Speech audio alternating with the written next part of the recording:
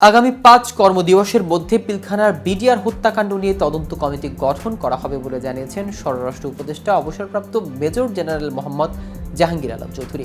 মঙ্গলবার সচিবালয়ে বিডিআর হত্যাকাণ্ড নিয়ে এক সংবাদ সম্মেলনে উপদেষ্টা এসব কথা বলেন। কিন্তু কাদেরকে নিয়ে এই তদন্ত কমিটি গঠন করা হবে এবং এ বিষয়ে আর কি জানালেন স্বরাষ্ট্র উপদেষ্টা তা নিয়ে বিস্তারিত থাকছে আজকের প্রতিবেদনের বাকি অংশে। কেটিভি নিউজ 24 চ্যানেল থেকে আপনাদের সাথে আছি আমি মাহমুদ রওয়ান।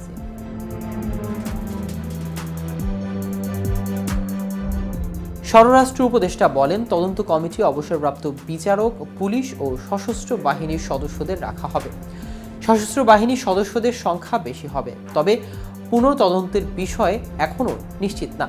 এ আদেশ দেওয়ার এখতিয়ার আদালতের বলে জানান তিনি। গঠিত কমিটি বিডিআর বিদ্রোহের পুরো ঘটনা পূর্ণাঙ্গ তদন্ত করবে বলেও জানান উপদেষ্টা। এর আগে গত রোববার স্বরাষ্ট্র মন্ত্রণালয় থেকে হাইকোর্টকে জানানো হয়, পিলখানার ঘটনার দুটি মামলা বিচারাধীন থাকায় এ নিয়ে নতুন করে কমিটি গঠন করা হলে বিচারাধীন মামলার সঙ্গে সাংঘর্ষিক অবস্থা সৃষ্টি হবে।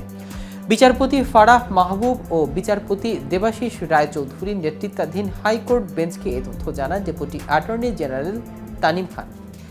এর আগে বিডিআর হত্যায় পুরো ঘটনার তদন্তে কমিশন গঠন প্রক্রিয়াধীন বলে জানানো হয়েছিল। ৫ আগস্টের পট পরিবর্তনের পর বিডিআর হত্যার পুনঃতদন্তের দাবি ওঠে। নেপথ্যের কুশীল বদের খুঁজে বের করতে পিলখানার শহীদ সেনা সদস্যের পরিবার ও দগ্ধ হওয়া বিডিআর সদস্যের পরিবারের পুনঃতদন্তের দাবি জানিয়েছেন তিনি। স্বরাষ্ট্র উপদেষ্টাও পুনঃতদন্ত হবে বলে জানিয়েছেন, তবে হঠাৎ করে নতুন কমিটি গঠন করে সরে আসার এমন সিদ্ধান্ত দেশব্যাপী ব্যাপক সমালোচনা শুরু হয়েছে। এ বিষয়ে রোববার রাতে সামাজিক যোগাযোগ মাধ্যম ফেসবুকের এক পোস্টে আইন উপদেষ্টা আসিফ নজরুল বলেন, বিডিআর হত্যাকাণ্ড তদন্ত বিষয়ে হাইকোর্ট রিট আবেদনকারী আজকের এই বক্তব্য নিয়ে কিছু অস্পষ্টতা সৃষ্টি হয়েছে। প্রকৃত তথ্য হচ্ছে, সম্প্রতি দায়ের করা রিট মামলায় হাইকোর্ট স্বরাষ্ট্র মন্ত্রণালয়কে একটি তদন্ত কমিটি গঠনের আদেশ দেয়।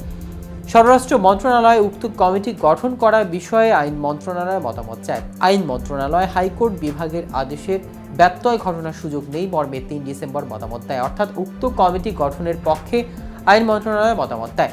এরপর স্বরাষ্ট্র মন্ত্রণালয় কমিটির স্মারককে আপাতত এই কমিটি গঠন করা সম্ভব নয় বলে জানানো হয়েছে।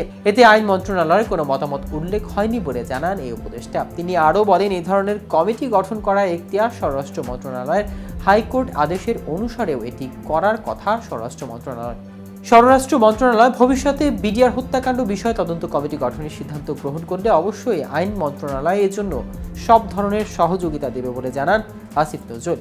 তিনি বলেন, ব্যক্তিগতভাবে আমি মনে করি বিডিআর হত্যাকাণ্ডের স্বাধীন একটি তদন্ত প্রয়োজন। এদিকে বৈষম্য বিরোধী ছাত্র আন্দোলনের আহ্বায়ক হাসনাত আবদুল্লাহ এক পোস্টে লেখেন, বিডিআর হত্যাকাণ্ড নিয়ে আওয়ামী লীগের ফ্যাসিস্ট হয়ে ওঠার যাত্রা শুরু হয়েছিল। বিডিআর হত্যাকাণ্ডের বিচারের ক্ষেত্রে গড়িমসিকে আমি সন্দেহের চোখে দেখি। এর আগে অপর এক ফেসবুক পোস্টে তিনি লিখেছেন, এটা বিডিআর বিদ্রোহ নয়, এটি হলো বিডিআর হত্যাকাণ্ড। দর্শক, আজ এ পর্যন্তই। সারা দেশে নিত্য নতুন সকল আপডেট পেতে কেটিভি নিউজ 24 এর সাথেই থাকুন। ধন্যবাদ।